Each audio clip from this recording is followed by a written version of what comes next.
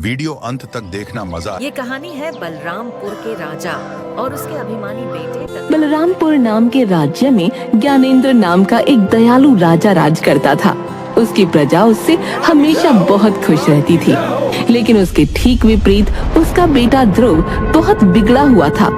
उसे प्रजा के सुख दुख से कोई मतलब नहीं था।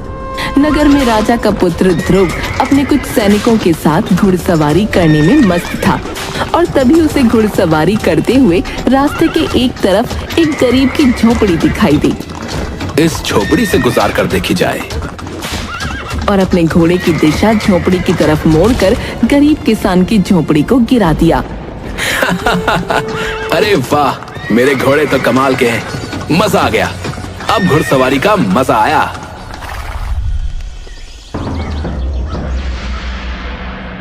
अगले दिन राजमहल में। क्या बात है मंत्री, ये शोर कैसा हो रहा है? महाराज, एक आदमी अंदर आने के लिए दरबान से लड़ रहा है। अरे, अब ऐसा क्या हो गया जो वो इतना तड़प रहा है? उसे अंदर आने दो।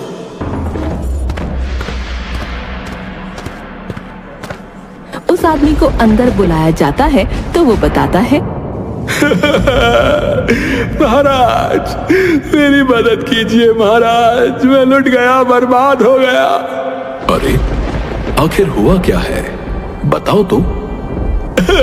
महाराज, महाराज, राजकुमार घुड़सवारी कर रहे थे, पर तभी वो अचानक आकर मेरी झोपड़ी से टकरा गए और मेरी पूरी झोपड़ी टूट के बिखर गई। महाराज, मैं बेघर हो चुका हूँ महाराज, पर मुझे अपनी चिंता नहीं है। मुझे अपनी बीवी बच्चों की चिंता है, क्योंकि सर्दी का मौसम है महाराज, और ऐसे खुले में रहना उनके लिए बहुत खतरनाक है।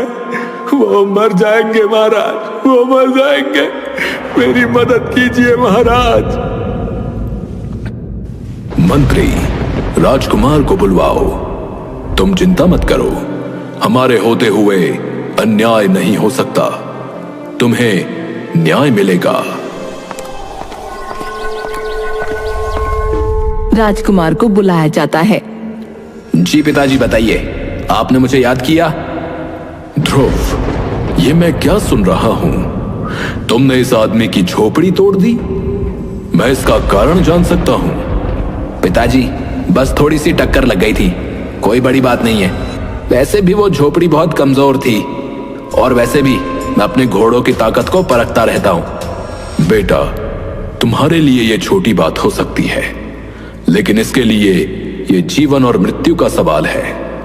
क्या तुम जानते हो कि सर्दी में बिना छत के रहना कितना कठिन होता है? घोड़ों की ताकत युद्ध भूमि में देखी जाती है, ऐसे गरीब नगरवासियों के घर तोड़कर नहीं। नहीं, मुझे नहीं पता और जानना भी नहीं है। जरा सी गलती पर क्यों आप मुझे सुना रहे हो? मैं राजकुमार होकर अपनी मर्जी से कुछ फैसले भी नहीं ले सकता क्या? ध्रुव, गलती का एहसास होना जरूरी है। जब तक तुम्हें किसी की कठिनाई का अंदाजा नहीं होगा, तब तक तुम कभी अच्छे राजा नहीं बन पाओगे। एक राजा का दिल हमेशा अपनी प्रजा के लिए धड़कना चाहिए। सर्दी का मौसम बहुत कठोर होता है और गरीबों के पास इतने साधन नहीं होते कि वो इससे बच सकें। तुम्हारी एक गलती ने इन लोगों को बेघर कर दिया। हाँ पिताजी, मैं समझ गया। अब मैं चलता हूँ। राजकुमार ने राजा की बातों पर कोई खास ध्यान नहीं दिया और वहां से चला गया। फिलहाल राजा ने उस आदमी की झोपड़ी वापस ठीक करवा दी, लेकिन कुछ ही दिन बाद राजकुमार ने फिर से एक गरीब आदमी की झोपड़ी को तोड़ दिया, और वो भी सिर्फ इसलिए क्योंकि वो रास्ते में उसे अच्छी नहीं लग रही थी। ध्रुव, तुम्हारा दिल पत्थर का हो गया है। तुमने फिर से एक गरीब की झोपड़ी तोड़ दी। क्या तुम्हें सर्दी में लोगों की तकलीफ का जरा भी एहसास नहीं है? पिताजी, वो झोपड़ी रास्ते में थी, मेरा मन खराब होता था उसको देखकर। बस, बहुत हो गया। तुम्हें अपनी प्रजा की पीड़ा का कोई एहसास नहीं। अगर तुम में संवेदना नहीं है तो तुम राजा बनने के काबिल नहीं हो। अब तुम इस महल से निकल जाओ। जाओ और देखो कि गरीबों की सर्दी कैसी होती है। जब तुम उनकी तकलीफें खुद महसूस करोगे तब शायद तुम्हें समझ आएगा कि राजा का दिल कैसा होना चाहिए। आप मजाक कर रहे हैं ना? मैं राजकुमार हूं इस नगर का, आप मुझे नहीं निकाल सकते। तुम्हें हर बात मजाक ही लगती है, लेकिन यह मजाक नहीं है। चले जाओ यहां से। सिपाहियों, इसे महल से बाहर निकाल दो। अरे मुझे हाथ मत लगाना पिताजी, आप ऐसा नहीं कर सकते पिताजी। राजा के आदेश पर राजकुमार को महल से बाहर निकाल दिया जाता है। वो पूरे दिन तो इधर उधर घूमता रहा, लेकिन रात होते ही उसे बहुत तेज सर्दी लगने लगी। अब तो काफी वक्त बीत गया। पिताजी ने दरबानों को आदेश दे दिया होगा कि मुझे अंदर आने दिया जाए। हाँ, अंदर चलकर देखता हूँ। वो महल में जाने की कोशिश करता है, पर दरबान उसे अंदर नहीं जाने देता। माफी चाहूंगा राजकुमार, लेकिन महाराज का आदेश है कि आपको अंदर न आने दिया जाए। अरे यार, मुझे लगा था शाम तक पिताजी का दिल पिघल जाएगा, पर ये तो बड़े सख्त हो गए। अब मैं कहाँ जाऊं? वो ठंड में ठिठुरता हुआ आगे चल पड़ता है। ठंड से उसकी हालत खराब हो रही थी।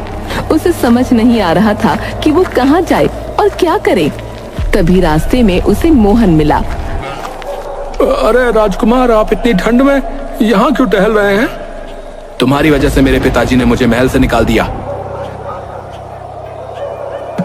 तो आइए, आप मेरे घर में आ जाइए।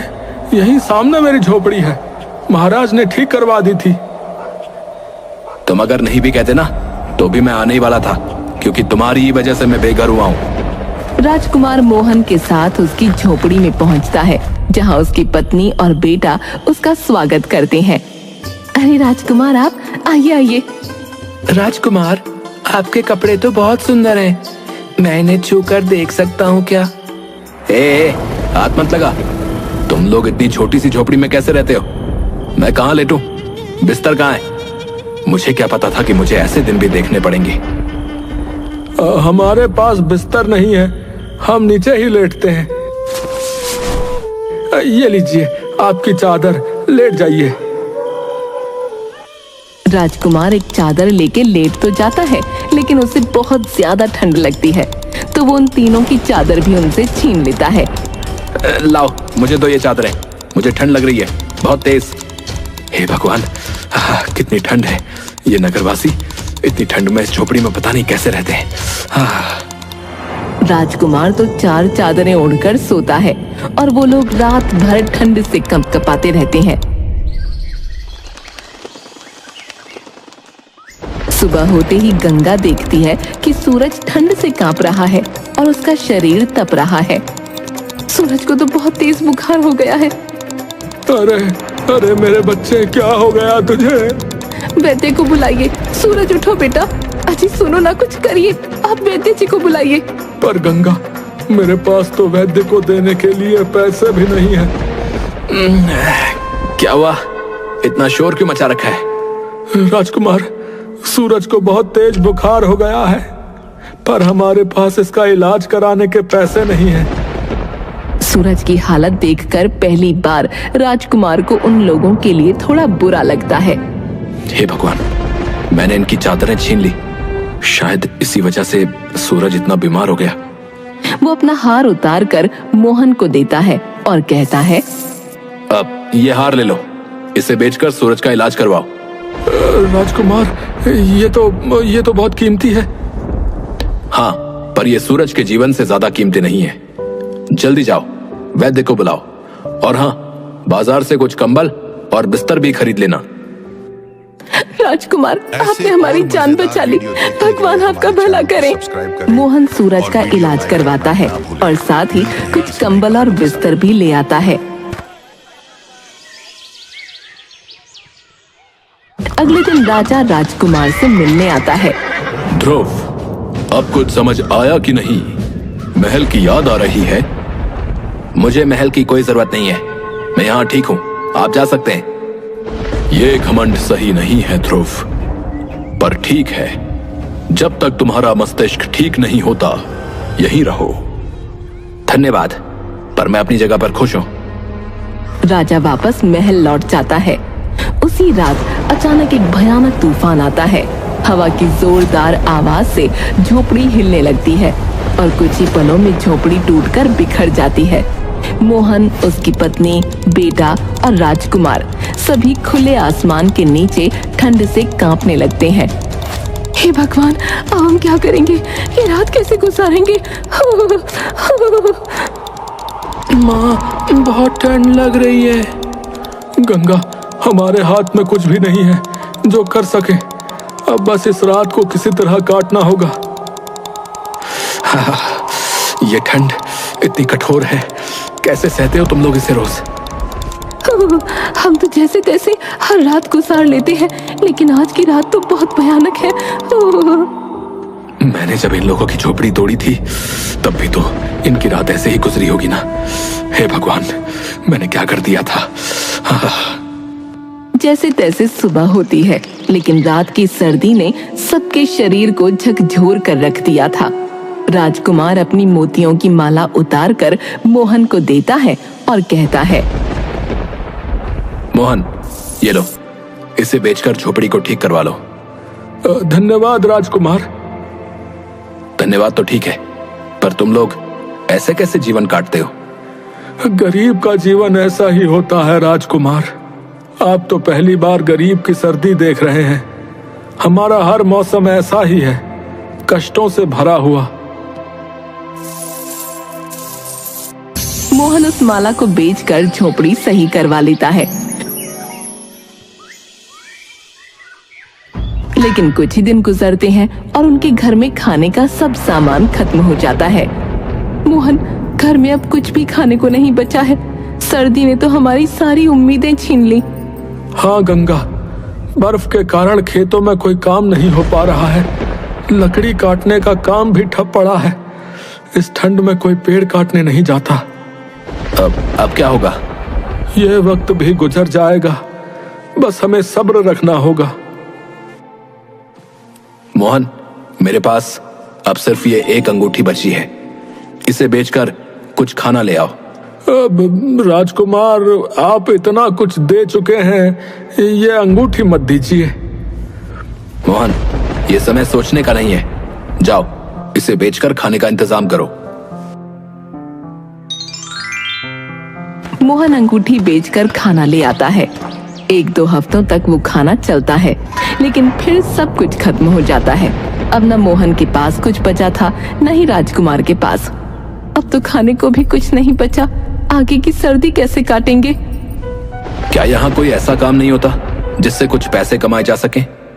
यहाँ तो इस सर्दी में कोई काम नहीं होता, पर शहर में कुछ काम मिल सकता है, लेकिन वहां जाना आसान नहीं होगा।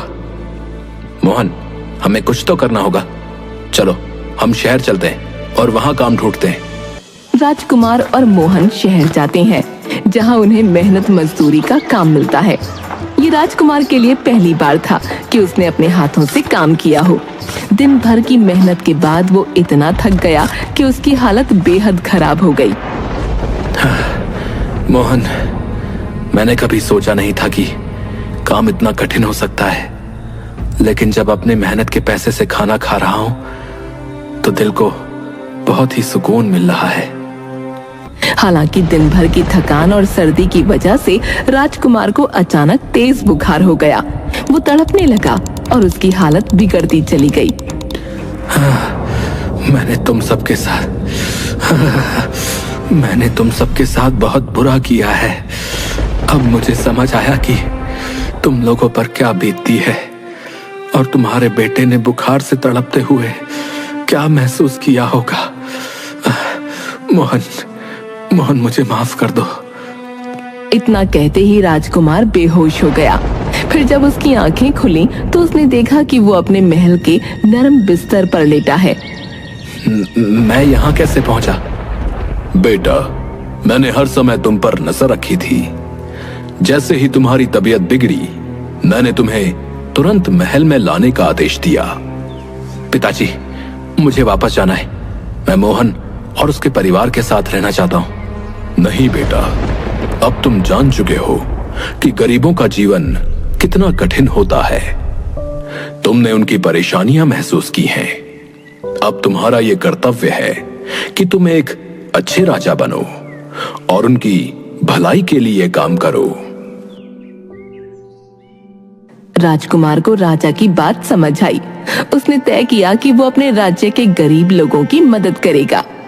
हाँ पिताजी, अब मैं समझ गया हूं कि असली राजा वो होता है जो अपने लोगों की तकलीफों को समझे और उनका समाधान करे।